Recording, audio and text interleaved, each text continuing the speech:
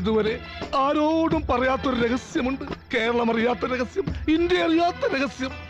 ഇനി ഞാനത് മറച്ചു വെക്കുന്നില്ല. മമ്മൂട്ടി ശരിയാണ്, കള്ളു കുടിക്കില്ല, പെണ്ണു പിടിക്കില്ല. എന്നെ പൊക്കി പറഞ്ഞ് സോപ്പിടാനുള്ള പരിപാടിയാ കള്ളന്മാര്. ഇതാണോടാ നീ കണ്ടുപിടിച്ച ആനക്കാര്യം? ഓഹോ, അതും ലീക്ക് ഔട്ട് ആയോ? മുകുന്ദനുണ്ണി അസോസിയേറ്റിലെ മുകുന്ദനുണ്ണിയാണ് മമ്മൂട്ടി.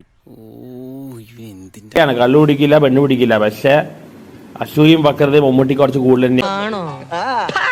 മമ്മൂട്ടി ഒരു സ്കീമറാണ് എന്നോ ശ്രീകുമാരൻ തമ്പി പറഞ്ഞാണ്. കള്ളം, പച്ചക്കള്ളം. മരക്കാര് വരെ മര്യാദയ്ക്ക് പോയിരുന്ന മോഹൻലാലിന്റെ കരിയർ നശിപ്പിച്ച മമ്മൂട്ടിയാണ്.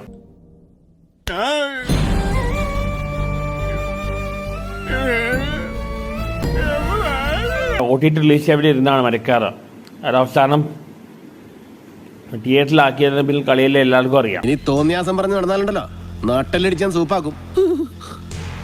എന്ത് വേണ ചെയ്തു, പക്ഷെ ദേഹോപദ്രവം ഏൽപ്പിക്കരുത്. വടക്ക വീരഗാഥയില് മമ്മൂട്ടിക്ക് എങ്ങനെ നാഷണൽ കിട്ടിയെന്ന് എല്ലാവർക്കും അറിയാം. അതും ശ്രീകുമാരൻ തമ്പി പറഞ്ഞിട്ടുണ്ട്. ഇങ്ങനെയുണ്ടോ കള്ളന്മാര് ലോകത്ത്? വെറുതെ ഇങ്ങനെ ഓരോ റൂമിലും കയറി വന്ന് നട്ടാ കുരുക്കഥ നുണകൾ പറയല ഇവന്റെ ഹോബി. ഒരു സാമാന്യ ബുദ്ധിയുള്ള ആർക്കും മനസ്സിലാവും മമ്മൂട്ടി ആരാണ്. എന്താ കാര്യം? പേടിക്കണമെങ്കിൽ അതിന് ഒരു ബുദ്ധി വേണം. അതിവനില്ല.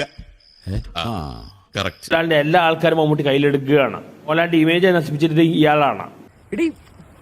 എനിക്ക് തോന്നുന്നു ഇപ്പൊ കേരളത്തിൽ നല്ലവരായ രണ്ടാൾക്കാരേ ഉള്ളൂ. ആരൊക്കെയാ? ഒന്ന് ഞാനും ഒന്ന് നീയും.